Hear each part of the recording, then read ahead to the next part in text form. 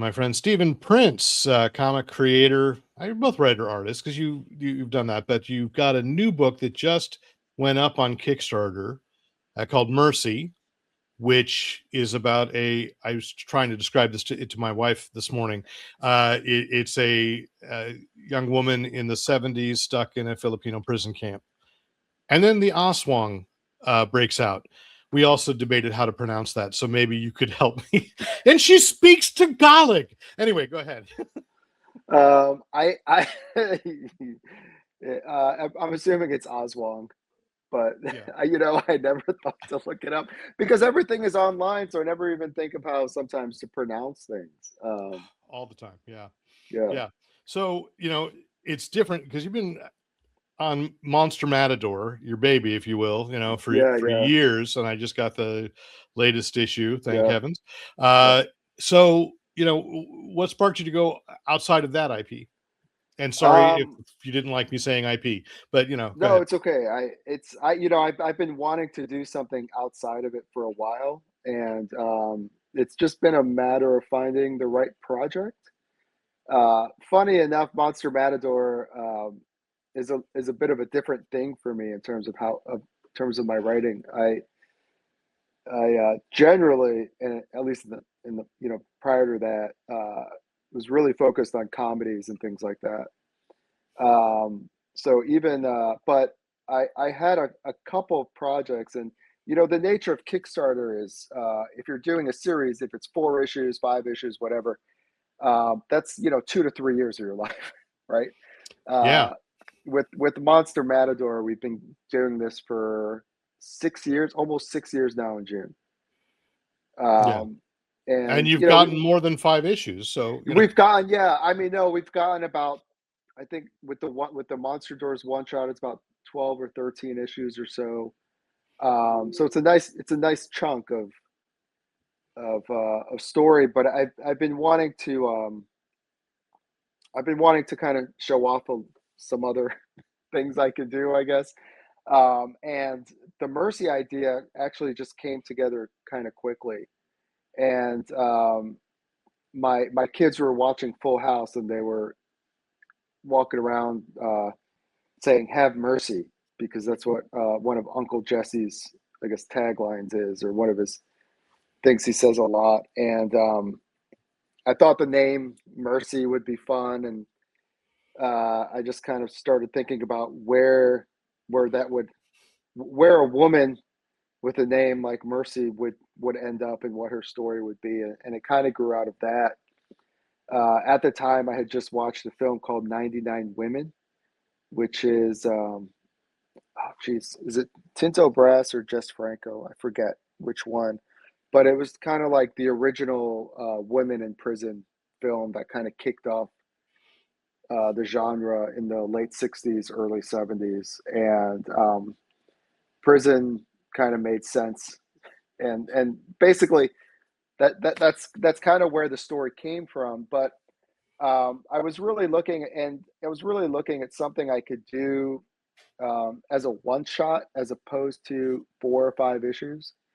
So I kind of set up a challenge myself to tell this story as a series of one shots.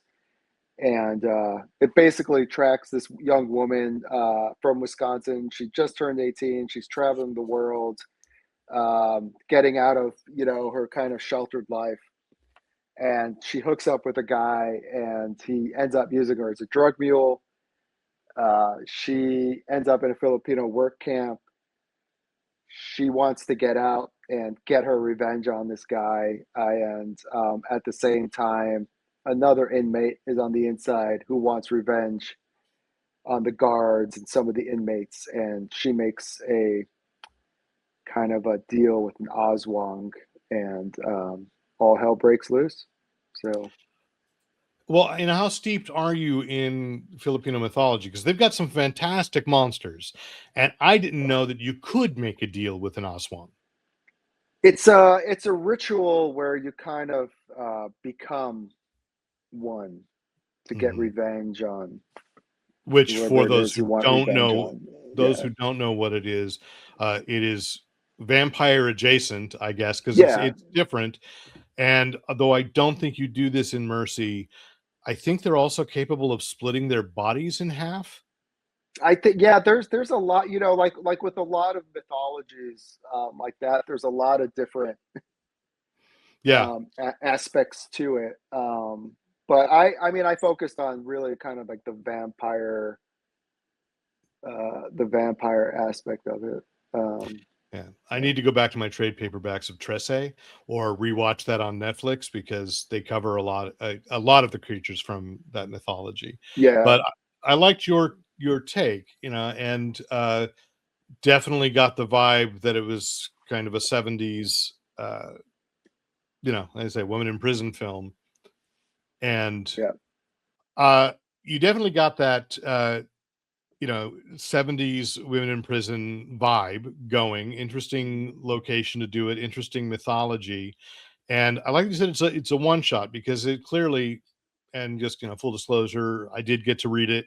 I still bought it uh because I backed it on Kickstarter, but you know, it was that good. Like I need a solid copy. I need, yeah. you know, but it definitely leaves the door open Right. for what happens to her next, Yeah. or, you know, whatever adventure you have in mind. You know, do you find that uh I mean, how do you structure like that? You know, because I mean, Monster Matador has been kind of like trilogies, you know, Yeah. 3 issues, so forth, Three, you know. 4 issues. Yeah, yeah. It's it's a different. You know, I've been reading a lot of Judge Dredd, Mm, Strontium Dog, and those guys. I mean, those guys are masters, right? Of that 8 page. And I was looking at it. The way I structured it, I actually structured it in 8 page chunks. So if you actually go page 8, it's end of part 1. okay. Page 16. If you look at it, actually, like it actually works pretty well. Pretty proud of myself. No, I um, it was a great book. You know, yeah, it but is a great book. yeah, but it's an interesting, it's an interesting because we're not. I mean, especially in this day and age where everything is 5, 6 issues, these long arcs. It was really kind of it works out a different muscle, and it's you're kind of figuring out like, okay, how do I hit those peaks and valleys, Yeah. even though because you're in such a tight um, 24 pages, you kind of have to kind of skip over some peaks Mhm. and valleys that you would do. Um, so yeah, it was fun. I think it worked out though. I think it came out pretty good. I'm happy with it.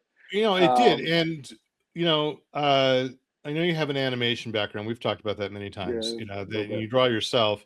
When you but this is not you did not do the art, it's Yeah, a very of the moment kind of style, I really like yeah. it, and I'm sorry that the artist name is escaping me. Mick Byers. Okay, Mick Byers. Yeah, When you are Let's talk about your process, are you doing yeah. thumbnails, or are you writing a script that just says, "Okay, this is the page, get me there?" You know, I will do kind of a loose thumbnail in my head. I mean, I outline my scripts. Mhm, And I mean, I think because I've drawn comics before, I can kind of eyeball what a page is. And that's typically how I work. Unless the page is complex, I'll do an actual layout. mhm, But I don't like I work with Fabio Alves on Monster Matador, and when we've been working together long enough that um, I, one thing as a writer working with an artist, you kind of, I mean, you kind of have to let them do their job, you mhm, know. And I might do a layout for myself, but I don't share it with them. Um, interesting.